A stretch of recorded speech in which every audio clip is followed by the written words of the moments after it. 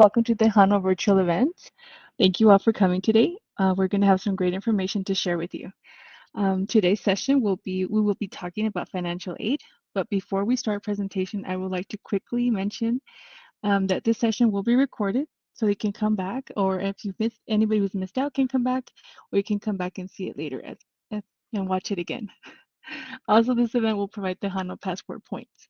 We will post the code on the chat towards the end of the session. If you have any questions regarding the HANO points, how to get in, how to log in, we'll be happy to help you at the end. So now for this time, please mute your mics for the best sound experience. Otherwise, the feedback could interfere with the information we're about to share. Without further ado, I will hand it over to our presenter, Ms. Brenda Juarez. Thank you. Thank you, Ms. Clara. Good afternoon, everybody. My name is Brenda Juarez. I'm the Financial Aid Manager here at El Paso Community College. I've been here at the college for about 23 years, going on 23, and all at the financial aid. So what I'm going to be doing right now today is I'm going to be going over just some information of what is financial aid, the different types of financial aid that students are eligible for. The requirements, how to apply, and how to keep your financial aid. If you have any questions, you're more than welcome to just post them on the chat, and then at the end of the session, I'll go ahead and answer any questions you all might have. So we're gonna go ahead and get started. And so, like I said, what we're gonna be talking about is I'm gonna be talking to you about what is financial aid, the types of aids, work study, scholarships, the deadlines, and then satisfactory academic progress. So financial aid is basically money that comes from different types of sources. The money can come in from the federal level, from school, state, or private sources. The federal is usually when the students apply for the FAFSA, they get the Pell Grant or student loans. That's the federal type of aid. The state includes like the state grants such as Texas Grant, Texas Educational Opportunity Grant. The school might have, the different scholarships that we might offer within our institution. And then the private sources, those are the sources that come from outside, right? So you might have like a scholarship coming in from, let's say, Del Sol Medical Center, or, the Hospitals of Providence, or, just anybody outside from the institution. So the types of different financial aid that students can qualify for once they submit an application, the most basic one is the grants, the Pell Grant, right? So this amount or these grants is money that does not need to be repaid as long as the student is meeting their responsibilities, meaning that they're completing their classes, they're passing their classes, they're attending their classes, their GPA is at what we require. And we're going to go over that more into a depth later on. You also, when students apply for financial aid, you're also eligible, or students might be eligible for work study, loans, and scholarships.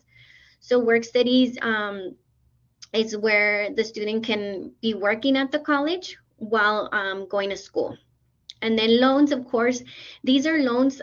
This is money that is borrowed, but this has to be repaid. Unlike the grant, unlike the Pell Grant, which you don't have to pay back. And then scholarships, the scholarships are based on just an academic achievement, your talent, your skills, and these also do not need to be repaid. So where do you apply for financial aid? So when you apply for FAFSA, FAFSA stands for Free Application for Federal Student Aid. This is the application that all students must submit.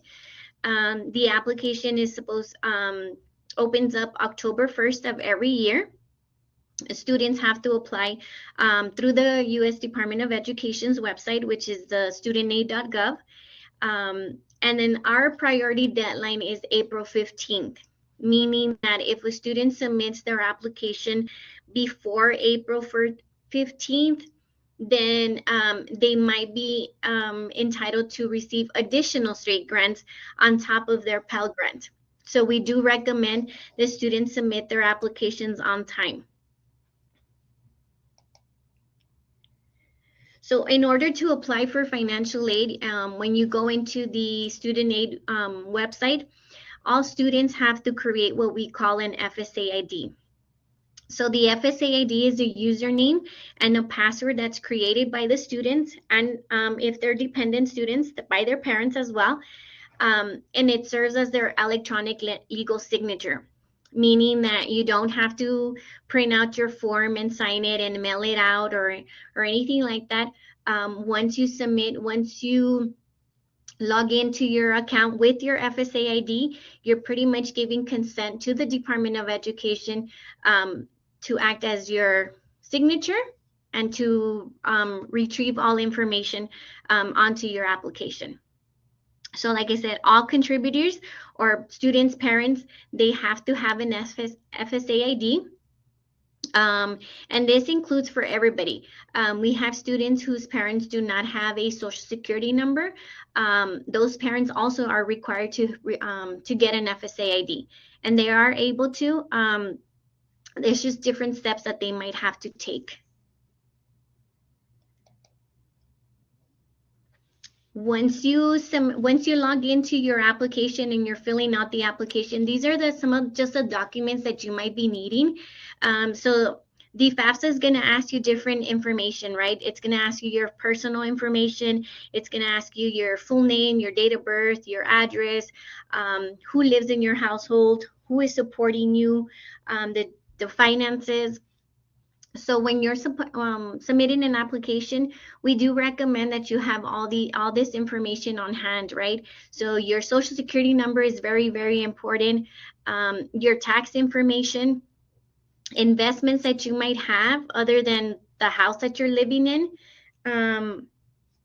money in the bank, your cash, your savings, your checking account balances.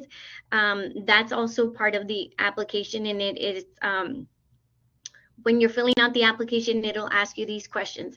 And these are just some of the basic information that they're going to be asking you, just depending on how you're answering the FAFSA is some students might be asked a certain question while others might not. But this is the main one. It's going to ask you whether you're a U.S. citizen or U.S. resident. So if the student is a U.S. legal resident and has a green card, you are going to be required to provide your alien registration number, because we do need to verify that students are eligible to receive the FAFSA.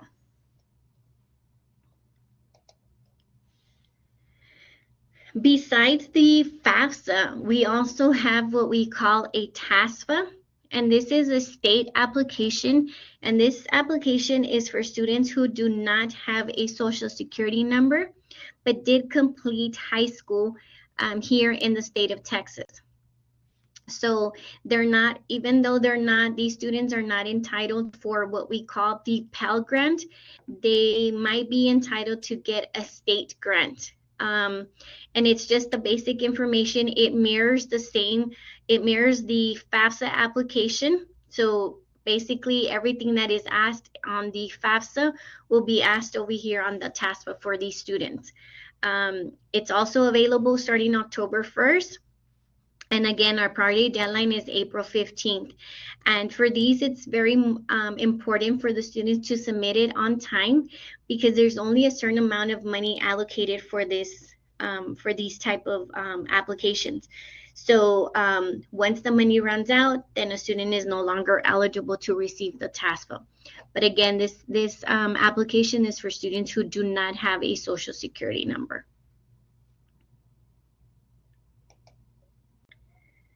So again, our deadlines, like I had mentioned before, our deadlines are for EPCC is April 15th. So we do, like I said, we do recommend students to apply on time. Currently, we are working with 2 school aid years, which is the current one, which is 2024-2025. And that application has since already expired. So if a student is taking summer classes right now and wants to get aid for the summer. If they haven't submitted an application for 2024, 2025, they won't be eligible anymore because the application is no longer active. However, the one for 2025, 2026, that one is for the new school year coming up that starts in August. So that one we are recommending all students, if the students have not submitted an application as of now and are planning to start school in August, we do ask them to go ahead and submit that application as soon as possible. Because once the student submits that application, it usually takes about 2 to 3 weeks for our institution to receive that.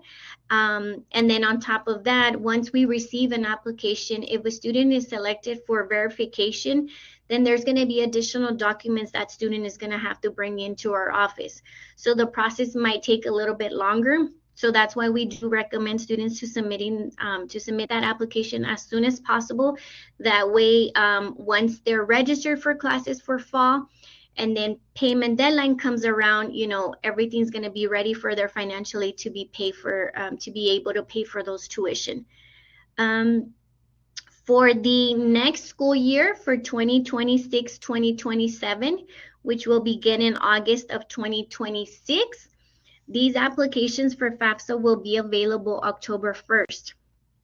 So for example, the schools are going to be getting ready to go back to school. Those seniors that are entering, that are going to be graduating in May of 2026, we're asking them to go ahead, starting October 1st, make sure to submit that application.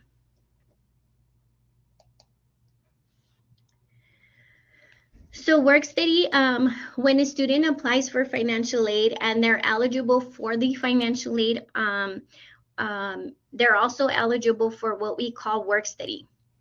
So WorkStudy is where the students are attending classes but have the opportunity of working within the college.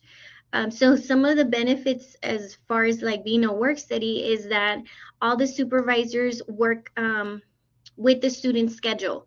So, if a student is going to school Monday, Wednesdays, and Fridays, from 10 to 12, then, the supervisor is not gonna, set up that student to work during those days, right? So we're flexible in that aspect.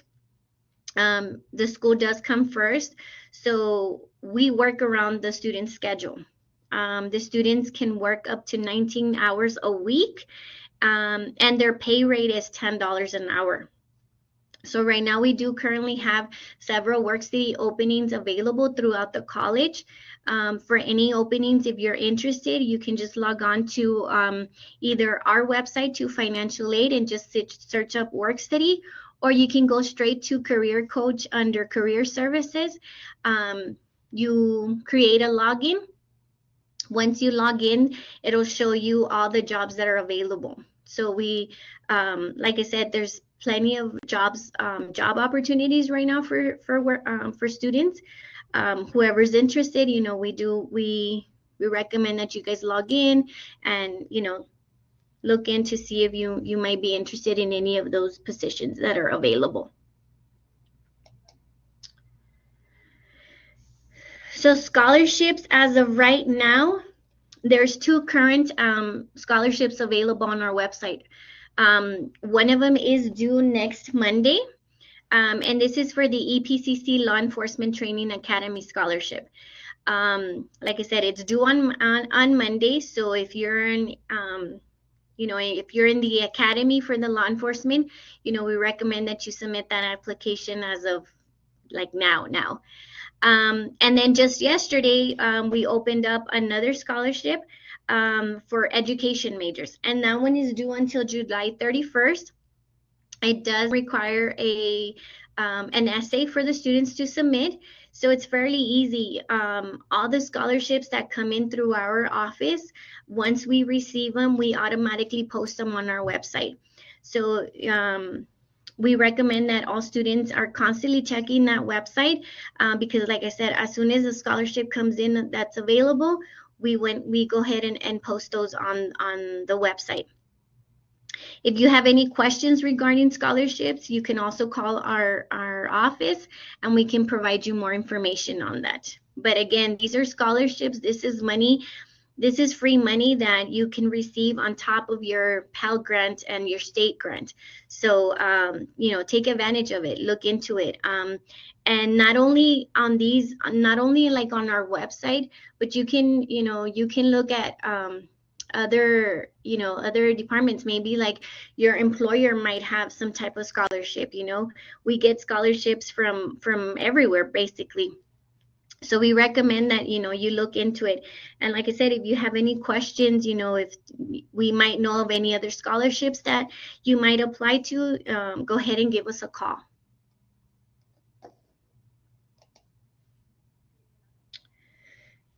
So in order for for students to continue receiving financial aid, they have to be meeting what we call their satisfactory academic progress. So this means that all students receiving financial aid have to have a GPA of a 2.0 or higher. They have to complete 67% of all their attempted hours. They have to always be in good standing, and they can't be over 90 credit hours. So what does this mean? The completion of the 67% means that we start taking into account since the very first class you started taking here at EPCC. So as long as you're passing your classes, you won't have to worry about that 67%. We do have some students that, you know, might have started off and then dropped or failed, or, you know, whatever the case was. So in those cases, we would offer something else, it's called this financial aid suspension appeal. I'm sorry. So yeah, but basically, in order for a student to keep receiving financial aid, GPA has to be 2.0 or better. Their completion rate has to be 67% at all times, or higher, I'm sorry. And then they can't be over 90 credit hours, and they always have to be in good standing. So once a student reaches 90 credit hours, because we're a 2-year institution, the Department of Education basically says, okay, once a student reaches 90 hours, they should have already received some type of degree. So that's where the length of the eligibility, the 150% rule, comes into place.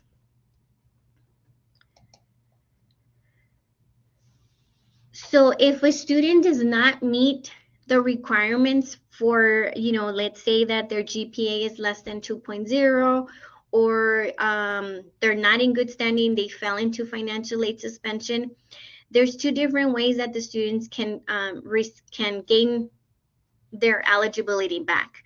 So one is, say the student is in financial aid suspension, or ended up in financial aid suspension for the summer semester.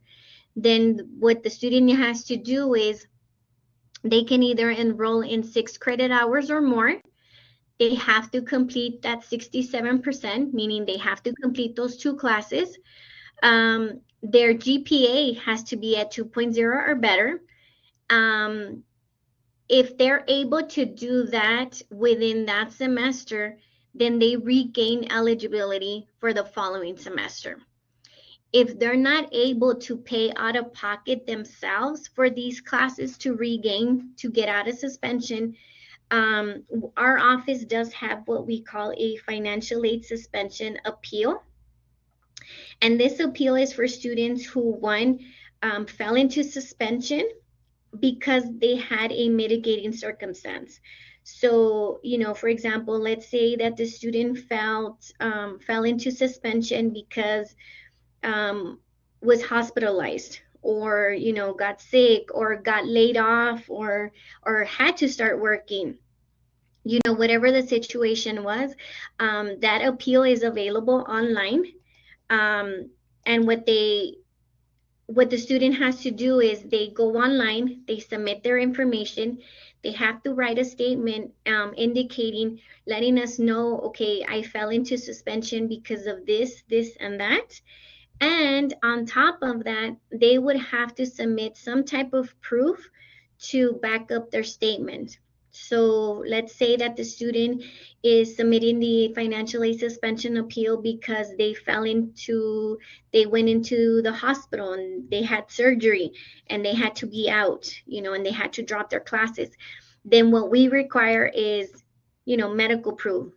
Show us like the hospital information, that you were in the hospital from this time to that time. So any documentation that can back up your statement, the better. It's better for us, because what we do is we verify your statement against what you submit as proof.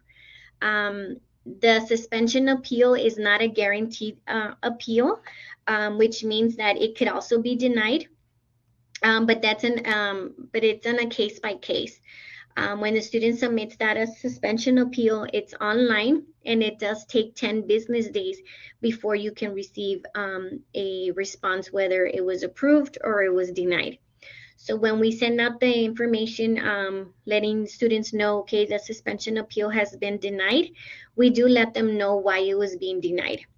If it's denied and you still feel like, hey, like this should have been approved, you guys can contact our office, and we can go into we go ahead and just have a one-to-one conversation with the students, and maybe we get a little bit more information as to why they fell in suspension. Let me see. This is our contact information. You guys can our website, we provide all the information on our website. If you have any questions, you are more than welcome to email us or call us. We also have our virtual office where we're open Monday through Friday, 8 to 5, and we have financially representatives assisting students, with any questions that they might have. So that's it for me. If you guys have any questions, I'm more than happy to answer any of them that you might have for today. Thank you so much, Brenda, for the wonderful presentation. But yeah, again, if anybody has any questions for Ms. Juarez, feel free to turn on your mic, or you can also use the chat box if that works better for you guys. In the meantime, while anybody thinks of any questions they might have, we would like to thank everyone for being a wonderful audience and for coming in today. Remember that we do record these sessions, so if you would like to review or to share anything from this presentation, those recorded sessions can definitely help, and they should be up either later today or early Monday. And we have shared the Tejano Passport link so that everyone may receive their points for coming in today.